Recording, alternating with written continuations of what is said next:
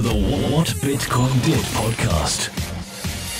Hi there, how are you all? Welcome to the What Bitcoin Did podcast. This week I have an interview with Giacomo Zucco. But firstly, a message from my show sponsors BlockFi, who can help you use your cryptocurrencies without having to sell them. If you're trying to buy a house, maybe fund a business, or even pay off your taxes, you might be faced with the choice of selling your crypto. But with BlockFi, you can keep your crypto and still pay for those outgoings with a crypto-backed loan. You can use your Bitcoin or Ether and get USD funded directly to your bank account. And with loan sizes ranging from $2,000 to $10 million, BlockFi is perfect for supporting financial goals of any size. They have also created a special offer to the listeners of my podcast. If you sign up at blockfi.com/whatbitcoindid, you can get $25 in free crypto added to customer collateral loans of under $10,000 or $50 in free crypto added to customer collateral loans over $10,000. And applying only takes 2 minutes. So yes, check out BlockFi. It's blockfi.com/whatbitcoindid. Okay, so on to this week's guest. Giacomo Zucco recently caused quite a stir at the Honey Badger conference with his presentation on Bitcoin Maximalism and also the announcement of the B Foundation. If you didn't see these presentations, I've included a link to them with a timestamp in my show notes. So Giacomo is about as maximalist as you can get.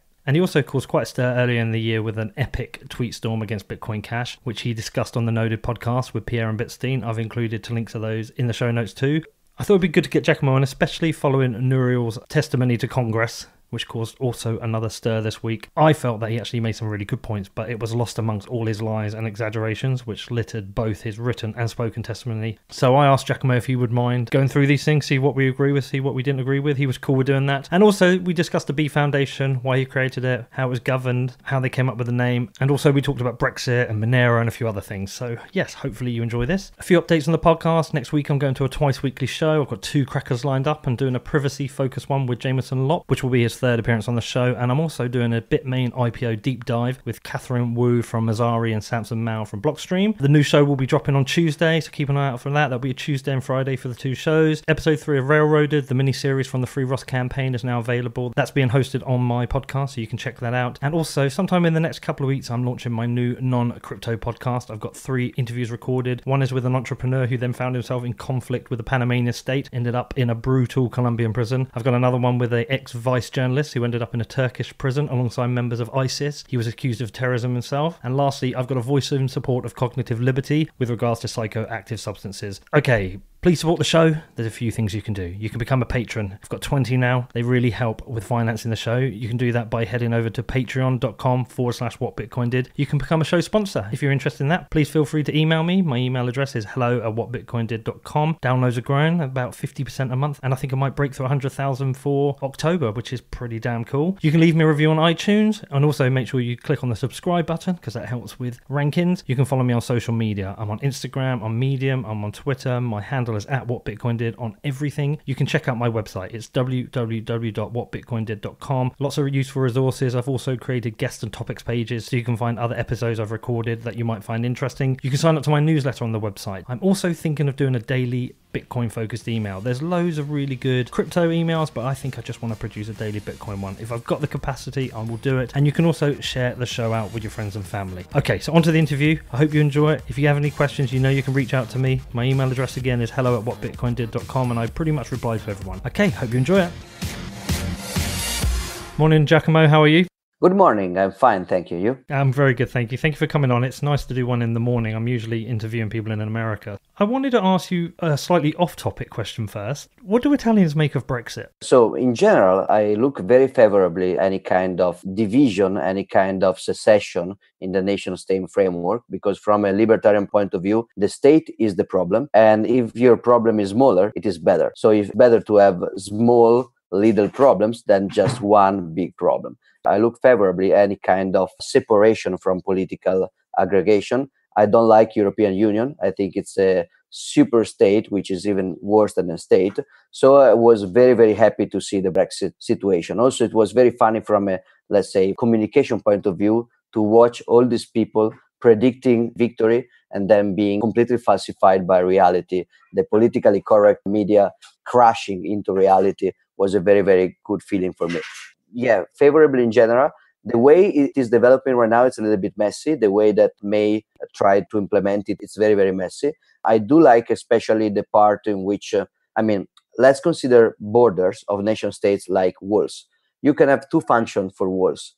You can have like the Game of Thrones wall, which is keeping out the enemy, or you can have the Berlin Wall, which is keeping inside the prisoners. I like the first, I don't like the second. So when you divide the nation state and you create a wall against the taxmen of the other nation states, so if it can move across Europe, escaping from the taxmen with some kind of different tax regimes, different legislation, with internal fiscal competition, like inside Switzerland, that's good.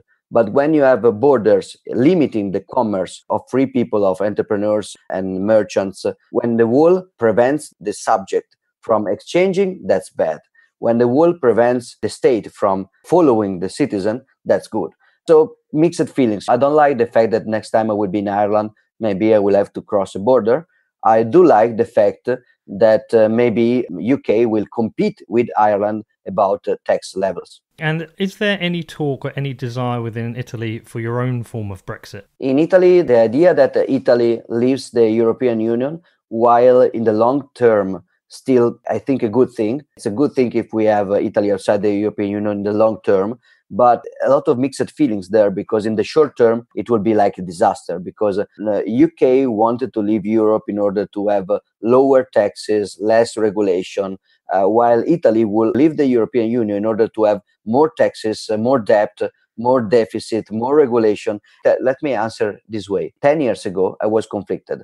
Leaving European Union will be bad because of inflation and everything, but good because of long-term incentives and competition. But right now that Bitcoin exists and that I am into Bitcoin, the idea of a hyperinflation in Italy on the new lira, on the new Italian money, doesn't really bother me anymore that much, because I'm outside that. I'm in Switzerland as my business, and I don't use euro anyway. I don't accumulate my wealth in euro. So bring it on. There is a second aspect of secession in Italy, which is the secession inside Italy, like regions of Italy, maybe the most productive ones, that wanted to secede from the nation state.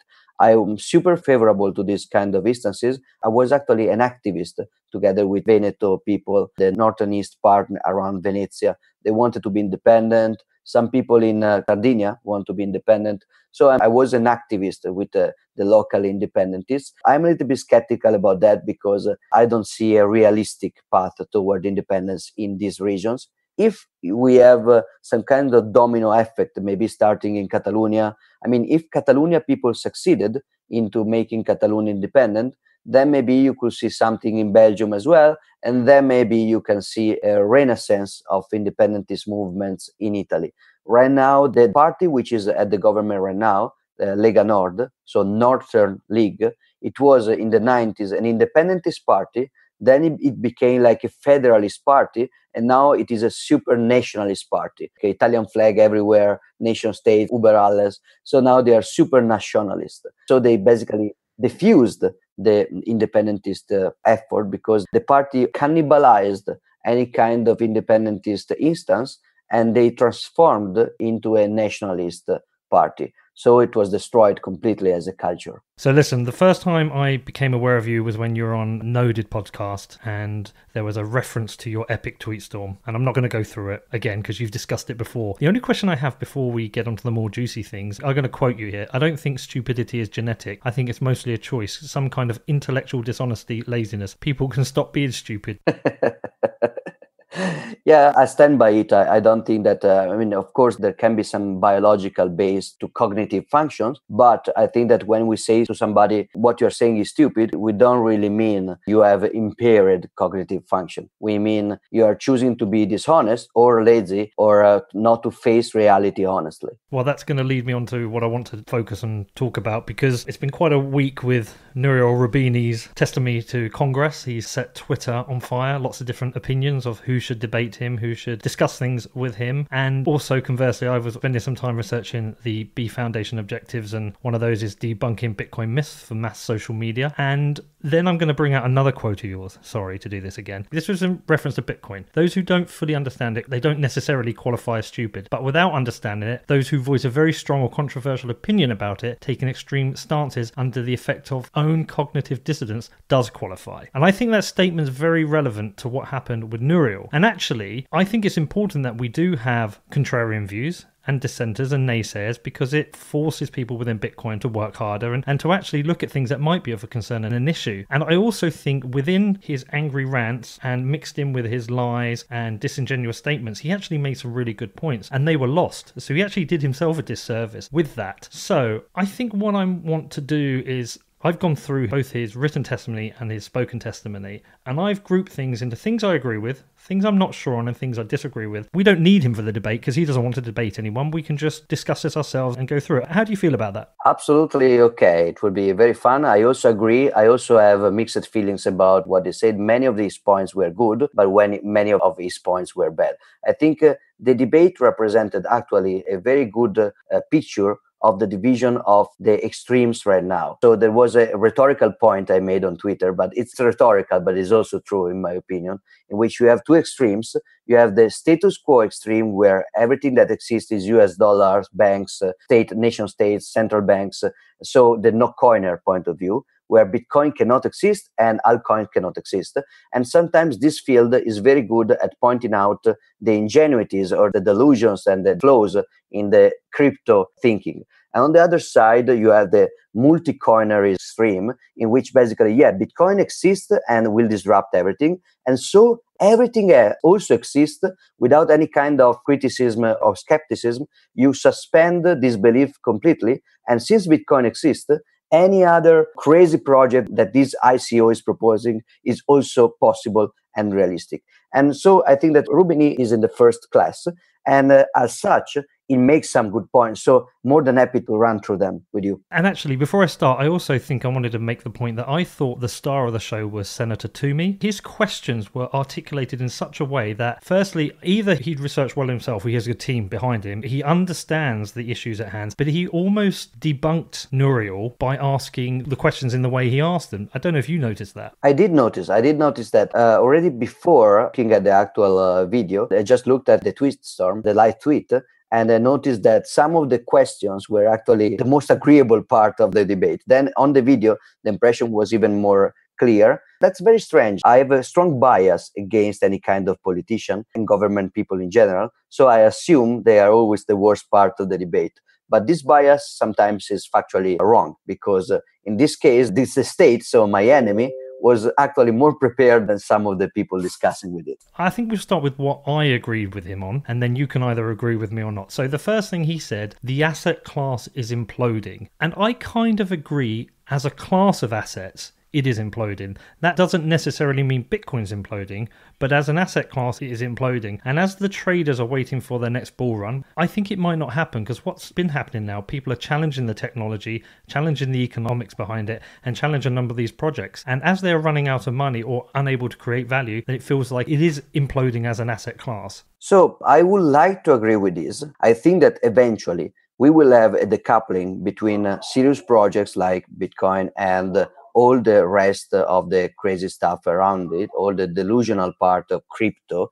I think that that's inevitable in the long run and necessary to clean up the market, like the dot-com bubble. You had any kind of dot-com scams, but then you had the crash of the dot-com bubble, and then you can see the serious business progressing finally without all the noise. So the real promises of e-commerce, you can see them after burst of the bubble. So I wait for that moment, and it's necessary and it's good, but I may be more skeptical about the fact that we are already there. I'm not very good at understanding the market in general. I tend to over-rationalize the market. So like, this is stupid, so nobody's going to buy it. And I'm always wrong about that, because people is irrational. And so the market can stay irrational for very long. And I learned that when you see the altcoin market and the ICO market crashing during a Bitcoin bearish moment, that's not really significant yet, because when Bitcoin goes back running up, usually what you see is a return of suspension of disbelief. So yeah, right now prices are going down, so everybody's questioning the economics, both in Bitcoin and outside Bitcoin, and the technical part. But when if Bitcoin is going to work as intended, and so money is going to flow into Bitcoin again, the next bubble with maybe an order of magnitude or more of money flowing in. Basically, altcoins are a little bit like Bitcoin derivatives. They are like Bitcoin with more beta volatility. It's like using Bitcoin with leverage. and people is greedy. So when they see Bitcoin going up, they tend to want to find the next Bitcoin because they want to overperform the market. They want to be smarter than the market. So I would like to agree with Roubini that this asset class market as a whole is collapsing. In a way, it has collapsed because the amount of losses has been huge.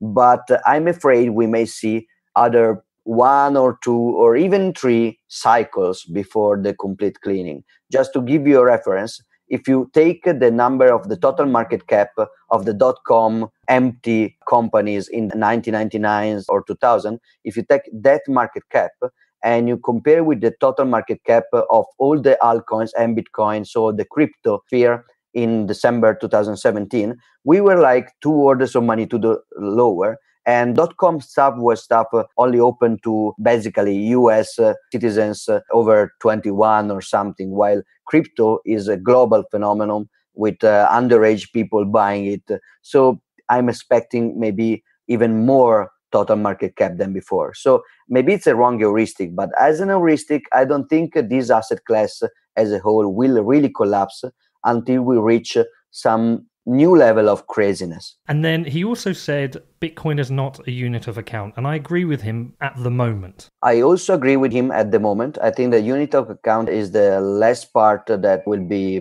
reached by Bitcoin, especially because a unit of account is something that we don't really need in order to disintermediate the fiat system. What I mean is that if we want to store value in dollars, the government can actually stop us from opening a bank account, can close our bank account, can inflate the dollars, basically making it impossible for us to store money in dollars. If we want to spend dollars as a medium of exchange, for example, to donate to WikiLeaks, the US government can stop us from donating to WikiLeaks.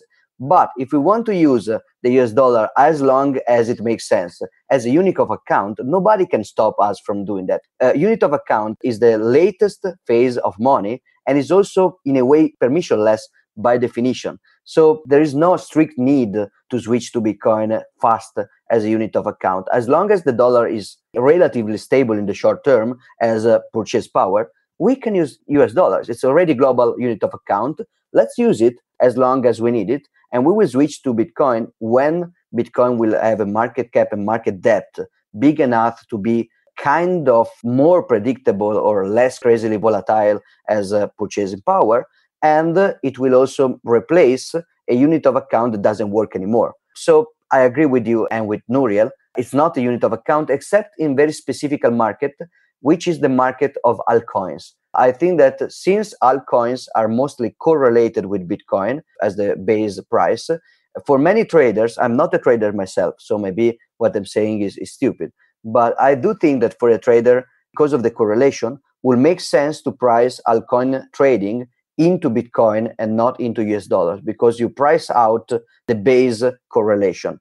If that is true, that means that in the market of altcoins, Bitcoin serves as unit of account. I obviously know I've traded before, but I've never thought about it like that, because trading any altcoin is an opportunity cost of holding Bitcoin, right? So yes, I guess it is. Then he talked about massive manipulation, pump and dumps and spoofing, and also that ICOs, which are associated with security tokens, are non-compliant securities. So outside of what anyone thinks of securities accreditation, he's completely right. The market is subject to pump and dumps. It is manipulated, but then so are other markets. So are other markets. And of course, there is a huge difference between Bitcoin, which was a relatively fairly distributed coin, with zero value at the beginning where people started to mine it. And so, yes, you could have the Satoshi Nakamoto problem with this 1.3 million that probably they are not 1.3, but there is a lot of research going on about the early history of Bitcoin. But you have Bitcoin with some kind of fair distribution created in a moment where people were not expecting to get rich. Then you have other two classes of assets.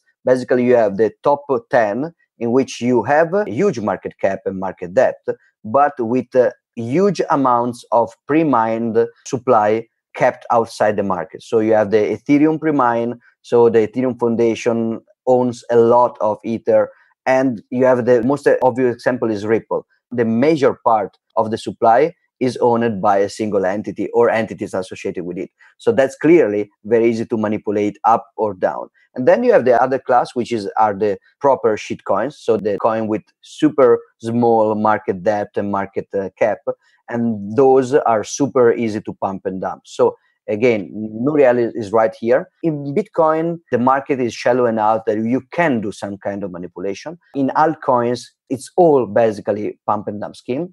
And as you said, that's not limited to Bitcoin. That's true also for some exotic derivatives. That's true for some kind of future contracts. There is insider trading in government bonds as well. So it's not limited to this market. Markets can be manipulated, especially when they are not efficient enough because they are not liquid enough. Well, that highlights two other problems with his testimony. The first one being that every criticism of crypto and Bitcoin was ignoring any criticisms of fiat and government-controlled money. And secondly, it's probably disingenuous to debate all of crypto together, because Bitcoin is so different from, say, Ethereum, and Ethereum is obviously very different from other altcoins, but grouping them together for single arguments, I think, is disingenuous. And for example, when he criticized proof of work, I disagree with him, but then he criticized proof of stake, claiming that it would lead to more cartelization of mining. I did agree with him. Yeah, I agree that it is disingenuous. The problem of the two extremes I was talking about, so the problem of multi-coiners and no-coiners, is that they both conflate Bitcoin with very different kind of things. And if you do that, you lose any kind of information about what Bitcoin is. Probably, if you really have to consider all the crypto as the same thing, I will tend to agree with the coiners. If my only option is to say that every kind of ICO token makes sense or nothing makes sense in that space, I would rather go with nothing.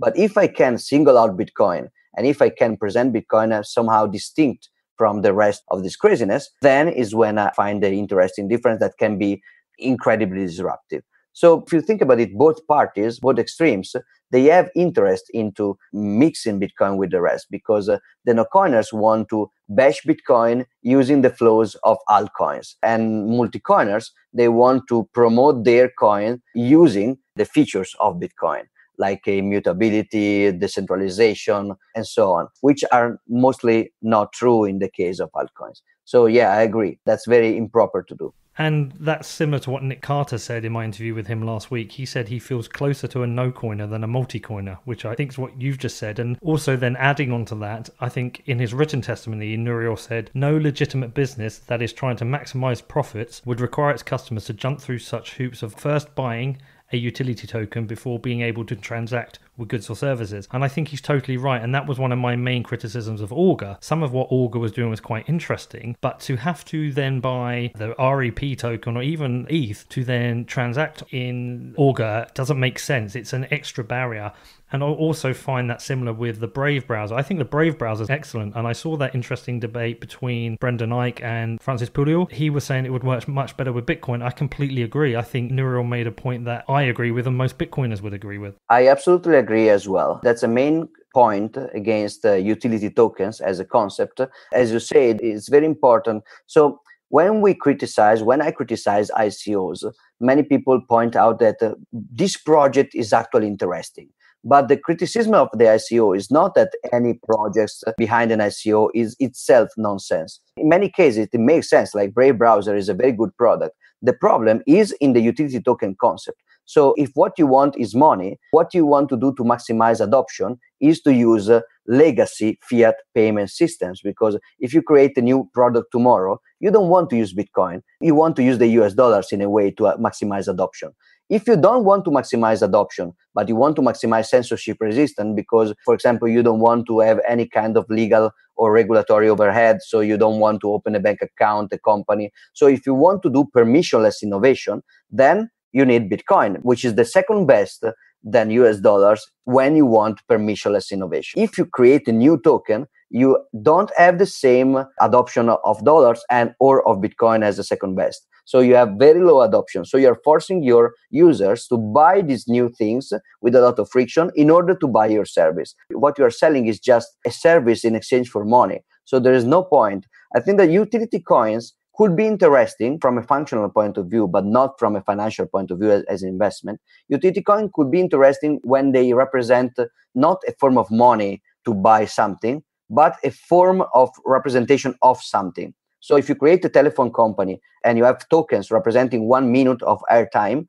maybe this could make more sense because you are not creating another form of money. You are representing the service, the unit of the service, or you are creating a storage service and you represent 1 megabyte for 1 day or something like that as a token.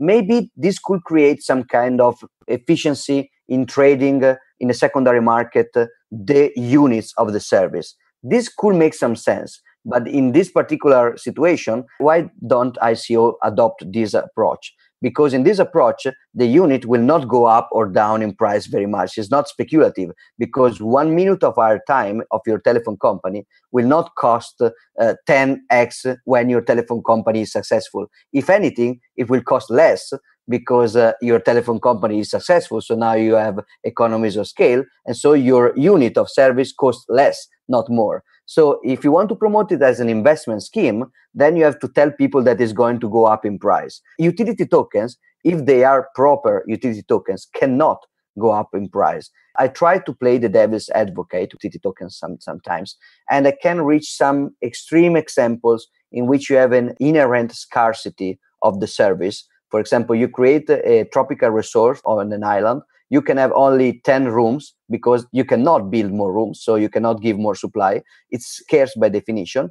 And so you send away a token representing a room, and the people in the secondary market can actually exchange this right to access the room at higher and higher prices because the fundamental service is kept. That could work for name domains, but that's a very long off-topic discussion. But baseline, I do agree with you and with Nouriel. My last one in here, which I completely agree with him, is when he said, consider Dentacoin a ridiculous cryptocurrency. And I think on the scale of cryptocurrencies, that is the most ridiculous one. It is because it's so obvious. I also appreciate Dentacoin because it makes what doesn't work so obvious. I would think that no intelligent people can really fall for it.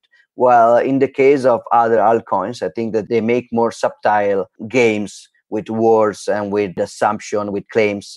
So I understand why some smart people, maybe not very well informed smart people, can fall for. I was discussing yesterday with some guys on Twitter. I do consider Ethereum, that for many others is by definition legitimate because it's so famous, so widespread, so accepted by institutions that it cannot be a scam.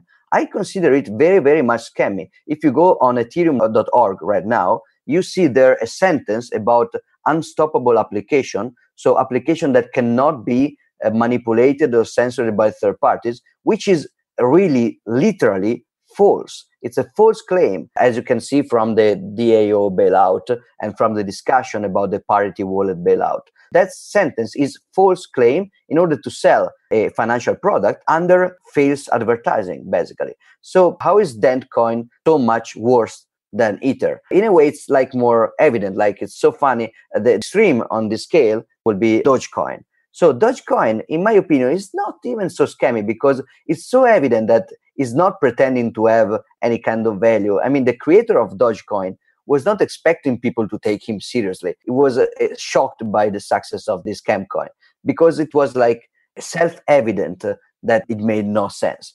And yet, the rational market looking for any kind of opportunity to get rich speculated on Dogecoin as well. So Dentcoin or all the other altcoins, they still don't make any sense to me. What about Manero? Monero is different, in my opinion, because Monero is a case in which, first of all, most of Monero proponents are not making any kind of false claim. So most of them, including the most relevant of them, starting from Ricardo through others, first, they usually do not make overselling claims about Monero. They recognize the different trade-off choices in respect to Bitcoin. For example, we tried to have more privacy at the expense of more scalability. So with confidential transaction and ring signatures, you have signatures that are larger and slower. So you lose scalability, but then you get some privacy. Arguably, because maybe you don't get privacy because the smaller liquidity of Monero means that even if you have more fungibility from a blockchain level, maybe you have a smaller anonymity set. And so you will be better off with Bitcoin and some mixer than with Monero. So most of Monero proponents, first, they don't often do false claims about the technology. They recognize the weak spots, the trade-offs. Many of them recognize also the possible argument that in the long run, it will not make sense to have Bitcoin and Monero, but you will be able to have Bitcoin with some kind of Monero characteristic. I have personally spoken with many people working on Monero, admitting that, yeah, right now we want to work on this feature, so we work on Monero. But if Bitcoin will ever be able to adopt this as a side chain or something, probably I will switch to work on that. So they recognize the monetary argument for maximalism, even if they don't stop working on Monero. Third, often people working on Monero are also working on Bitcoin. There are many, many cases of contributors, code contributors or community contributors of Monero contributing to Bitcoin as well. And that's typically something that you don't find when you are promoting your next Bitcoin scam. And this is not just true for Monero. This is true for what I've seen so far, especially for 3 projects that are Monero, Siacoin, and Namecoin. Maybe I'm missing some other example of virtuous experimentation. So to be clear here, I don't think that the Monero coin and the Siacoin coin and the Namecoin coin have any future at all. I think they will just disappear or remain just as collectibles. I don't think they can become money together with Bitcoin, and for sure they cannot become money after Bitcoin surpassing Bitcoin. But I think that the style of the people working on this project, I think that this project will be better off as a sidechain or as a proof of born coins or as fork even. If you do a fork UTXO based airdrop, that is better than creating a new coin from scratch from many economical consideration. But even if they chose not to do that, I think that the behavior of the people promoting these projects is usually less scammy, less concentrated on selling the coin with false marketing. We could have maybe something similar, I don't know yet, with the new projects as Green for Mimblewimble implementation and Chia by Brian Cohen. These are experiments to really try something new. While, for example, Dentacon was not an experiment to try something new. And in a way, Ethereum itself is not an experiment to something new, in my opinion, because they try to implement any kind of bad idea that was already discussed with Bitcoin in 2013. So it was people discussed about Bitcoin, about coin block rate, uncle reward, Turing completeness, op eval. So all the things that they implemented in Ethereum were very bad idea, already discussed for Bitcoin before. While in Monero, you are experimenting something potentially interesting. I would rather do that on a sidechain, or as I said. But if I look at crypto, I would first differentiate Bitcoin and altcoins. And within altcoins, I will differentiate some not explicitly scammy projects that are doomed to fail, in my opinion. So if you promote Monero as an investment, I think you are scamming people, that you know that or not. But if you are just trying to study Monero as a scientific experiment about privacy and scalability trade-off, that's very interesting. It's quite interesting. I had Ricardo on the podcast a few weeks ago, and I said there are 2 types of maximalists. There are Bitcoin maximalists and Bitcoin maximalists, but Monero's okay. And I actually think one thing you maybe didn't mention is if you promote Manero now as a tool to confidentially transfer value around the world, I think it does have a use case. There are people who do have the need to send confidential value across the world, and Bitcoin doesn't offer it at the same level yet. Now, if Bitcoin does introduce the same level in the future, then of course I fully understand your point. But until that happens and there's no set deadline, rather than promote it as investment, promote it as a use case, as a tool people can use. I think it has a benefit right now. Yeah, so I think that this is a rational point. I think it's debatable for the reason I said before, that actually Monero has a smaller user base, and a smaller user base means basically a smaller anonymity set. So the very, very limited kind of analytics you can perform on Monero with RingSync and CT, which is like very difficult to do because you cannot see amounts and you have a plausible deniability on spenders. So the very limited amount of forensics you can do there, since you have such a smaller group of participants, maybe I'm not claiming that it's worse than using Bitcoin with proper mixing instrument like CoinJoin or the Samurai wallet features. So I'm not claiming that Bitcoin is better in privacy because of that. But I think that's debatable. But it's a reasonable point. So unlike the point about fees, there is this meme. For example, I love Charlie Lee, and I think that Litecoin guys, they're mostly not anti-Bitcoin as approach. So I'm very tolerant and respectful with Litecoin things. Also, many people points out that Litecoin can be used as a test bed for Bitcoin. Bitcoin already has a test net, but okay, let's assume that's true for SegWit adoption and stuff like that. So let's assume that Litecoin is a test bed. But there is this argument that I think is completely wrong, that you can use Litecoin as a mean together with Bitcoin in order to pay less transaction fees. So basically, you use Litecoin for small transactions, so you pay small fees, and you use Bitcoin as a store of value.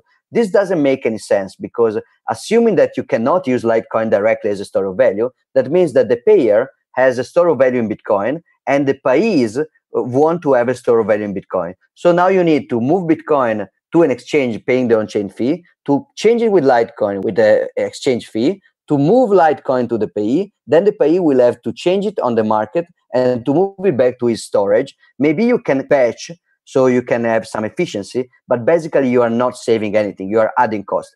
For Monero, it's different. If you can really argue that Monero can grant you more privacy than Bitcoin, which I think is possibly true, but debatable, then you can use Bitcoin as store of value, send Bitcoin to an exchange, buy Monero, send Monero to the counterparty in order to get more privacy. The counterparty will sell Monero on the market and buy Bitcoin back in cold storage, maybe at different times. So if you assume that you have better privacy with Monero than with Bitcoin, that's use case for Monero is absolutely correct. And it's a real use case for Monero. But that's also true in a way with SIA coin. If you can use SIA coin to pay for a decentralized storage solution, which is still difficult to do with not incentivized systems like IPFS or BitTorrent, you cannot pay people to store your torrent file. So if you can do something with SIA coin that you couldn't do with BitTorrent, maybe in the future we will be able to do that directly with Bitcoin. That will be the reasonable long-term scenario. But if you can do that right now that way, go for it. I have nothing against it. Just beware to sell it as an investment, because Bitcoin can be used to store value, even if it's still an experiment. I will never suggest people to store value into Monero or SIA coin. Okay, we've gone on a tangent here. I'm going to get back to Nouriel. A couple of things I'm kind of on the fence with him. So he said Bitcoin can only do 5 transactions per second. I think that's wrong. It's 7, right? He is right, but that right now to me isn't a negative. Yes, it will be great with Lightning Network to have lots and lots of fast transactions at low cost. But while his point is true, I don't see it as a problem. So in a way, 5 transactions per second is not correct, because it was 7 before SegWit. Now it's probably, depending on the composition of the block, you can get up to 3.7 megabytes of equivalent block size. So you can get probably more than 15 transactions per second with proper SegWit adoption. So, okay, it's more than 5, but still doesn't change the fundamental problem. This order of magnitude is probably too little, both for a retail payment system, of course, because you cannot pay coffee with 15 transactions per second, but it's probably a little bit too small even for store of value settlement. A global network of settlement that can only do 15 transactions per second is still, it can succeed, but I will not say it's not a problem. It's a problem. So I will argue there are not easy solutions to this problem, but it is a problem. It will be way more effective to have a global store of value settlement network that can do maybe 100x that level of transaction. So yeah, Lightning Network is a solution probably for small payments, for retail payments, but there are other technologies discussed in order to make that better. There's plenty of them, from federated sidechain to take out of the blockchain all the arbitrage part between exchange, a little bit like Liquid, or a trusted hardware solutions, which you pass your Bitcoin with open dime instead of with an on-chain transaction. So there will be other kind of off-chain points. I will argue that this criticism by Nouriel is fair, but it's not a criticism against Bitcoin, because Bitcoin is a system, but is also an asset. This criticism is fair against blockchain. It's very funny that right now people in the banking sector are going around shouting blockchain, not Bitcoin. Actually, what we are trying to achieve is Bitcoin without blockchain. The blockchain was important to launch Bitcoin, and it will be important to keep Bitcoin alive. But every time we can make without a blockchain, we should make without blockchain, because the blockchain is very limiting for scalability, but also for privacy. Everything which is on chain is less private and less scalable than anything which is off chain. I think that this criticism of Nouriel is wrong if you focus it on the Bitcoin asset. In order to be even more triggering, I remember Adam Beck triggering a lot of people 1 year ago when he talked about trusted tabs. So the blockchain doesn't scale, so we could have just people moving Bitcoin's IOUs, representative IOUs, instead of Bitcoin as tabs. And if we have a Lightning Network, that's even better because it's trustless. We can also have trusted representation of Bitcoin. And that's also the idea of Hal Finney. Hal Finney in 2009, when he was interacting with Satoshi, he said, Satoshi, this thing is great, but the blockchain concept is very smart, very ingenious, but it doesn't scale. It cannot scale. So we'll probably have the blockchain as a settlement layer, and we will have Bitcoin banks, permissionless and free market Bitcoin banks, moving around Bitcoin-based promises. So this is all to say that Bitcoin as an asset does scale socially very, very well. It's a blockchain of Bitcoin and any other blockchain that doesn't scale technically enough.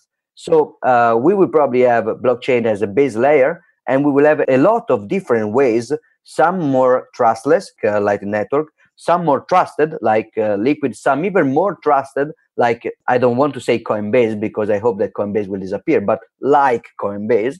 And that would be okay. Bitcoin as a system will have different layers of security and different layers of trustlessness. That's going to nicely move me on to some of the things I disagree with. I've got a lot, but I don't think we have enough time to go through them all. So I'm going to go through the main ones. And the first point I don't agree with him on is when he said blockchain is no better than a glorified database, because that's just comparing a form of record keeping. And for me, that's like saying a database is a glorified spreadsheet and a spreadsheet is a glorified cash book. This, to me, is not the point of the blockchain. And in researching my interview with Nick Carter, he does a very interesting article about blockchain where he says this data structure, with its inclusion of hashes of previous blocks, ensures that the past is preserved and the database is consistent. Replicating the database to every node in the network ensures that it can't be shut down or altered unilaterally. And therefore, by calling it a glorified database, I think it disingenuously negates what it was designed to do, not to be a database, but to be something that can't be shut down and altered. So I think that this criticism of Nouriel criticism is fair if you have a proper definition of blockchain. So if you define the blockchain as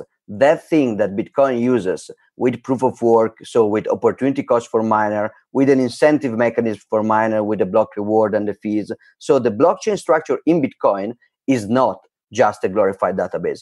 First of all, the blockchain is not the database of Bitcoin. Bitcoin's database exists, so Bitcoin nodes use the database, which is called the UTXO set. So every node has a database. The blockchain is not the database, but it is a way to update the database collectively. It's more like an import function of a database than the database itself. So this sentence is very, very wrong if you are commenting the Bitcoin's blockchain, or at a lesser degree, other cryptocurrencies blockchain, provided that probably they don't have the same immutability because they're more centralized, blah, blah, blah. But the base thing is that if you comment the Bitcoin's blockchain, then this criticism is unfair. But I think that here Nouriel is reporting general criticism to the concept of permissioned blockchain or consortium blockchain, all this stuff about Hyperledger, TreeSev, Corda, or whatever. So right now I work in the banking sector as a Bitcoin consultant, and I have to compete with these snake oil salesmen, which are selling blockchain totally random ways.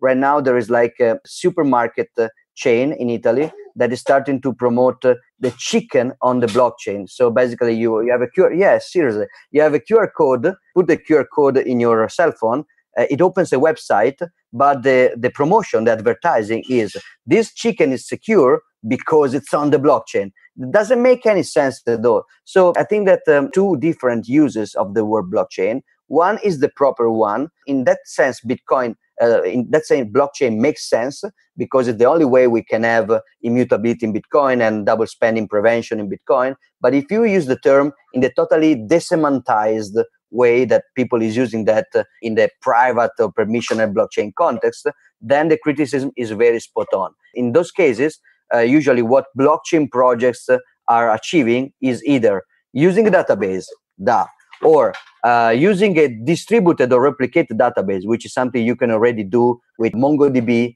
replicate flag, and you have a replicated database. So it's nothing new. When they say blockchain, sometimes they mean digital signatures. Yeah, you're using digital signature. Great, they exist since 20 years. Or maybe any kind of incentive scheme. Anytime you're using some type of reward system, then you're using a blockchain. In this sense, the criticism is fair, in my opinion. So there are a whole bunch of other things he talked about, which almost came from the Ripple coin playbook, which is used by criminals and terrorists, an environmental disaster. I don't think we need to touch on that because it's all been covered. I was also quite disappointed in how factually incorrect he was. So in his written testimony, he said, whereas the internet quickly gave rise to email, the World Wide Web, and millions of viable commercial ventures used by billions of people in less than a decade. This is wrong because, firstly, email was invented in 1972, okay? And by 1995, the internet only had 16 million users. So 23 years after the invention of email, the internet only had 16 million users. And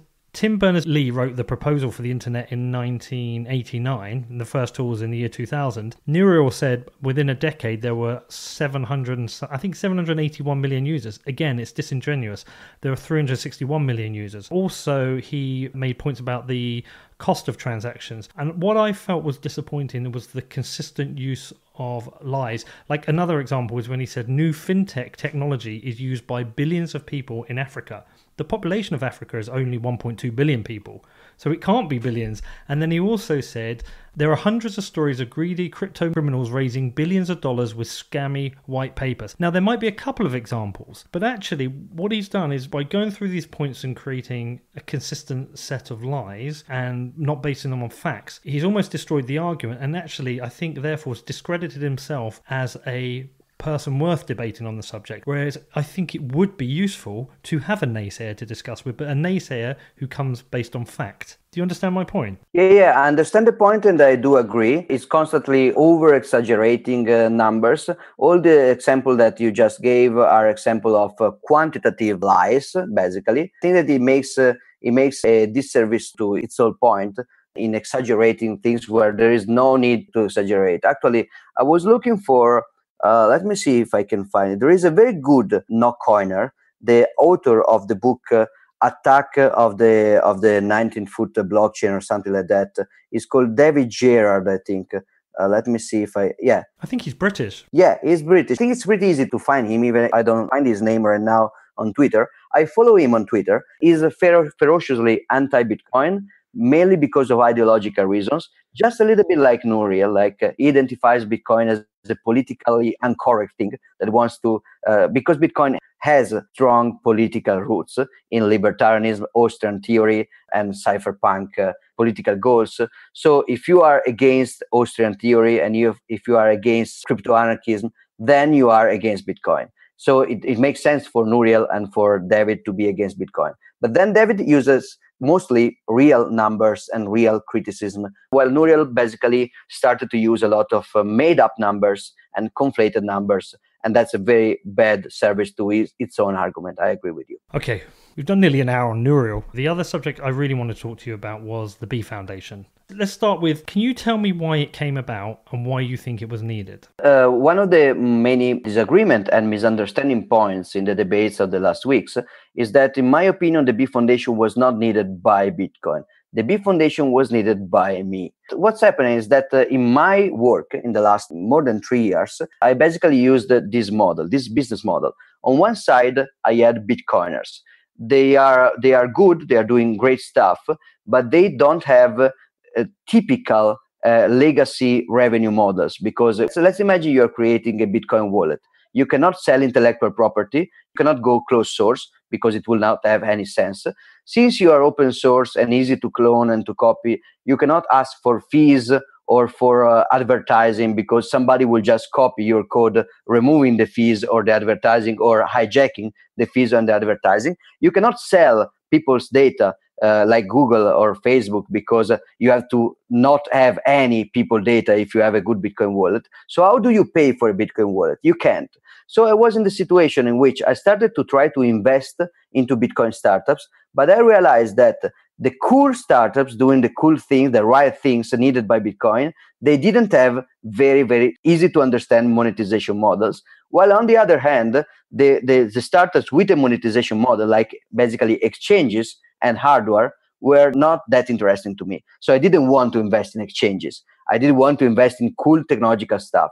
And cool technological stuff didn't have revenue models. So I started to do like this. I started to do consultancy as a business, as a for-profit business. So I made money and I sustained my family and my company with consulting. And I used most of the profit from the consulting to donate it in kind, so as spaces and food and travels and conferences, or as money directly sometimes, to people working on cool Bitcoin projects. So you have this Bitcoin developer is doing something. I will pay for his travel to meet with another guy. I will pay for the office for the hackathon, or I will pay him for some hours on this project. So I will donate. So the thing is that in the last years, I realized that there are a lot of clients of my for-profit consulting company that would be able to donate huge amounts of money to research and development of solution. They want to pay me to develop stuff, but I am not a software house, and I don't want to become a software house, and I don't think that you can develop Bitcoin stuff with a software house approach. So let's say that there is a client of mine. He wants to donate 2 million Swiss francs to better develop the RGB project. And he wants to give this money to me like I was able to deliver project, but I am not. I wanted to create a flow in which they could not buy product, but they could donate for the development of an open source effort. I tried to do this by myself for the last 2 years with the BHB Network initiative. The BHB Network is a non-profit initiative, while Blockchain Lab, the name is very scammy, I know, is my for-profit company in Switzerland. So my solitary effort to redirect donations, it was very time consuming. I'm very bad at bureaucracy, regulatory stuff. So I met with other people in Riga 1 year ago, Adam Beck, Elizabeth Stark, and Alex Petrov at the dinner. We all have similar problems, like how to move donation from businesses to Bitcoin development. And then Alena Branova had the same kind of idea and problem. So we just said, let's do this together. We all have our own for-profit business. We go on doing our own for-profit activity. But when we find a business client keen and interested into supporting the ecosystem for selfish reason, of course, because they will then use the open source things for their profits. So we should have an efficient way to do this. And we came up with the idea of this donation workflow with the Liechtenstein Foundation. And Alena also was very, very interesting into have education and marketing effort in order to prevent people from getting scammed, in order to prevent people from believing into lies and misconceptions and misrepresentations. And so we throw together this other goal together with the donation effort in order to make some things that can work. So I will not stop working for profit. I'm not just giving up my for-profit work to do donation. We are just trying to centralize. And this is something we are really doing. We are trigger alert. We are centralizing many different donation flow management efforts into one, because when you centralize, you lose, of course, censorship resistant in a way. You become more fragile, but you become more efficient.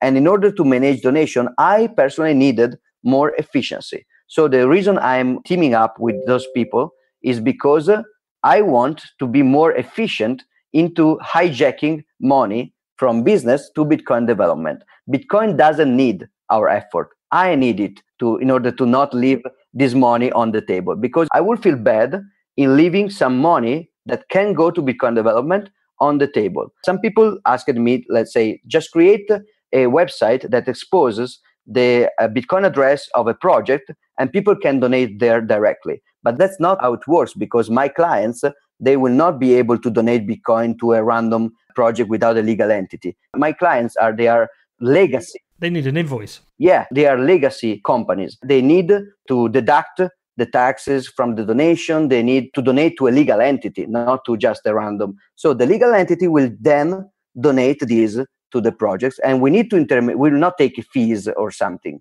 but we need the legal entity to intermediate. So a couple of questions from that. So it sounds like it's, what, do people apply for grants? It sounds like a system of grants. Yeah, it is. Basically, it's a system of grants and bounties. I'm not the right guy to discuss about legal definition because that's more like Alena's territory, but they will be mostly bounties more than grants because that's legally a little bit different. So you have projects, you want to do a project, you can apply for the projects and we can accept or not accept the application to publish the request for donation on the website. We will maintain a control. So this will not be a decentralized, permissionless project.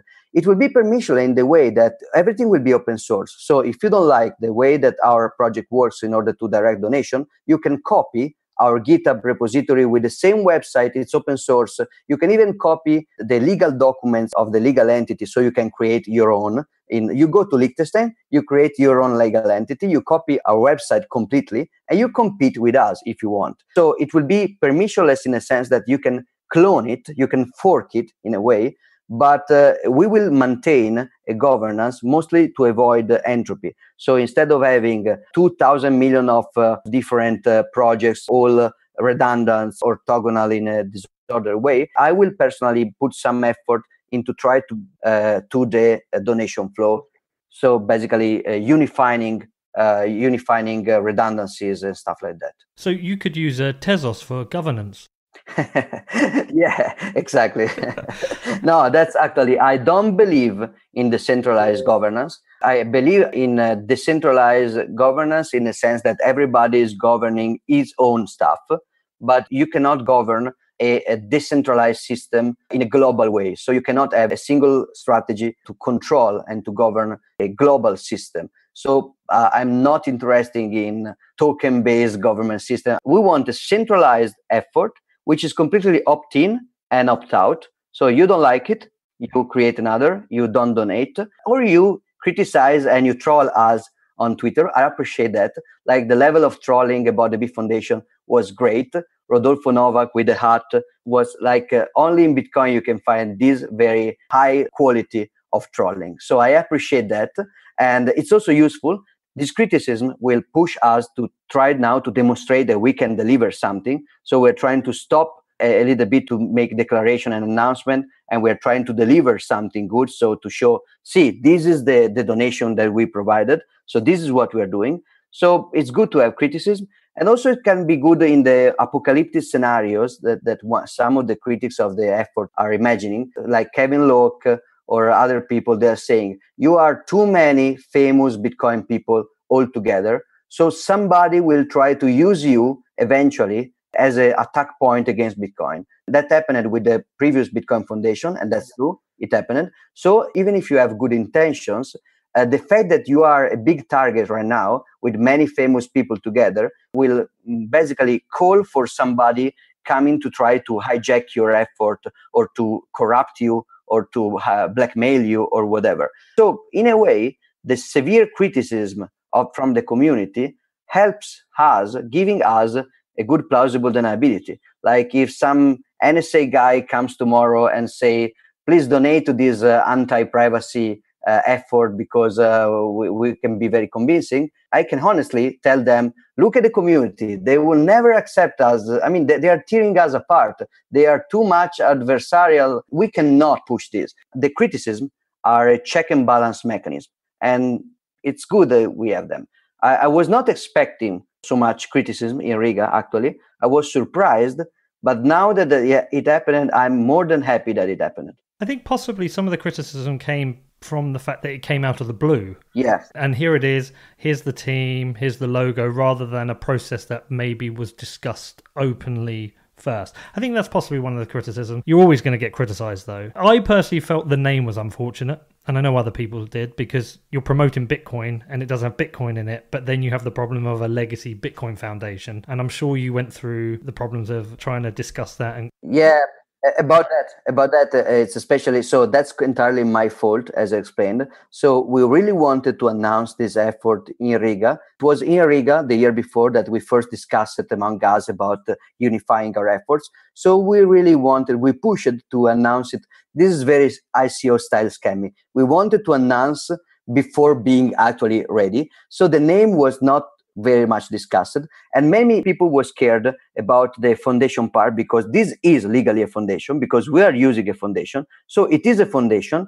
And somebody was thinking, what is people think about the old bad foundation? And so I decided, basically in autonomy, before the announcement, I said, fuck it, we will play it as a joke. We are Riga. We are all like Bitcoin maximalists. We all know it's obvious that the Bitcoin Foundation was a bad thing, but it's so obvious that I will play a joke about it, like it will be the B Foundation. The B Foundation is not the Bitcoin Foundation, just like Bcash is not Bitcoin Cash. That was the joke in my mind. It was a bad decision. We internally, looking at it from the inside, we were very aware of the process that brought us to that moment. But externally, nobody had a clue about that. So came out of the blue, and some people was really surprised about that. So I agree that the name choice was unfortunate.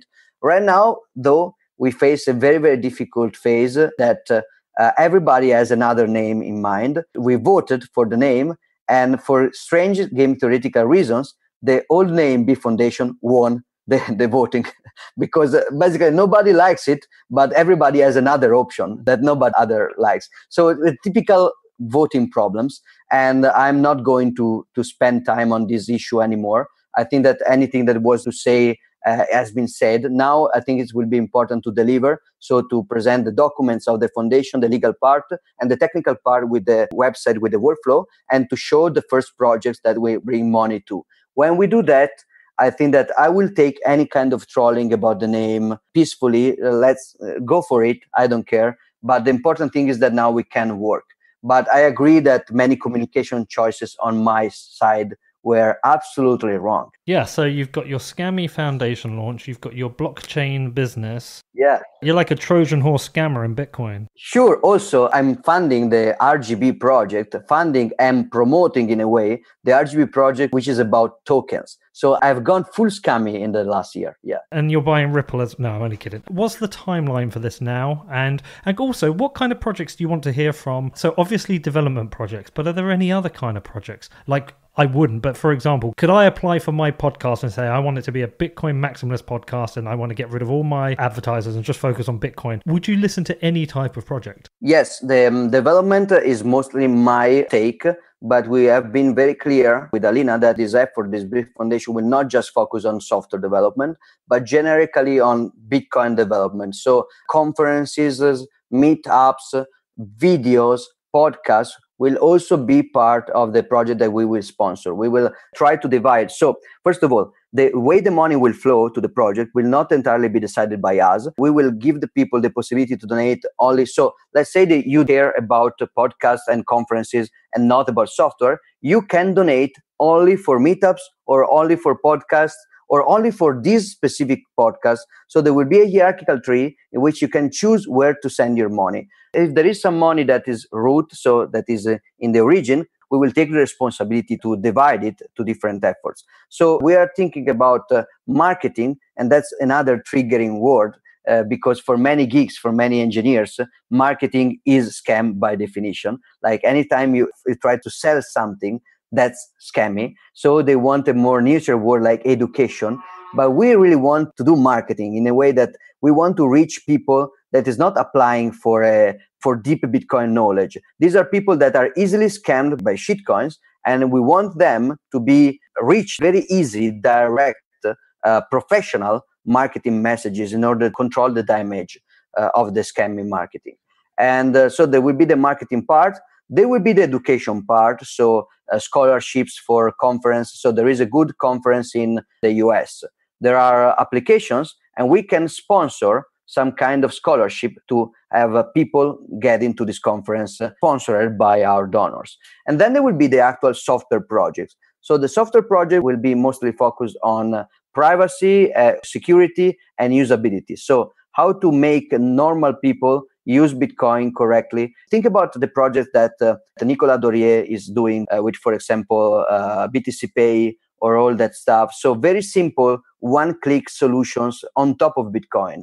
Or research and development, like the things that Samurai Wallet is trying with off-chain transaction, with privacy solution like Stonewall, Stoneway, Ricochet, and Whirlpool. Or the things that I'm already sponsoring, like RGB, Proof Marshall of Peter Todd, client-side validation, open timestamps, and so on and so on.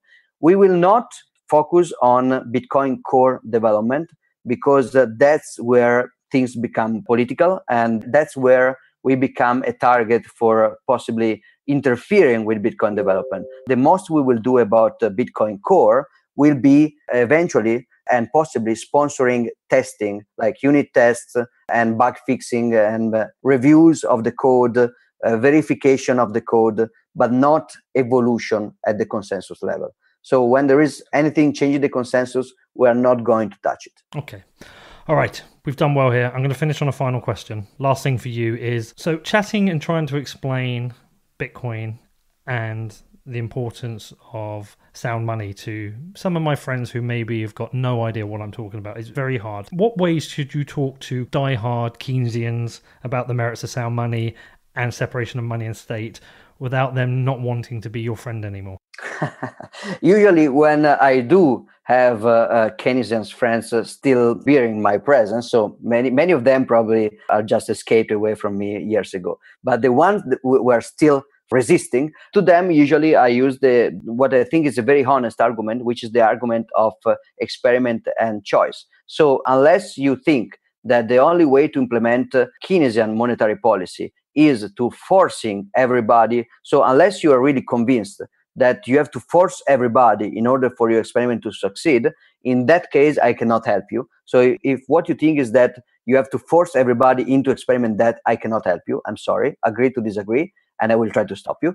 But if you think that useful to have aggressive expansionary monetary policies, but you are open to people opting in or opting out, then you should favor Bitcoin as an experiment in competition with your idea. So you should try to see what happens when you have people under a Keynesian expansionary monetary policy system with central banks and people using these hard money deflationary ideas. If you are right, Bitcoiners will be trapped into this deflationary trap very soon, and economies where people are accepting Bitcoin more, they will go south because of deflation or because of inelasticity of money or because of, from the cypherpunk point of view, because of criminals and terrorists and stuff like that.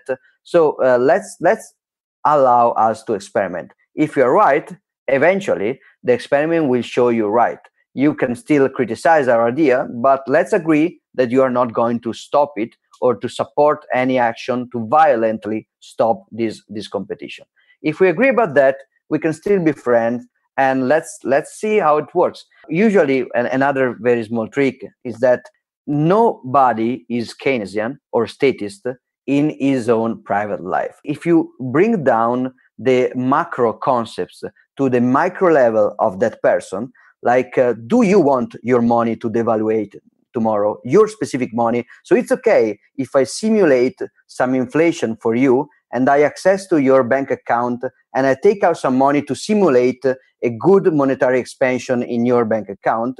Are you okay if I take you and the other friend can make any kind of bet, and if he loses, I will bail him out with your money? Usually your Keynesian friend is not okay with bailing out your friend.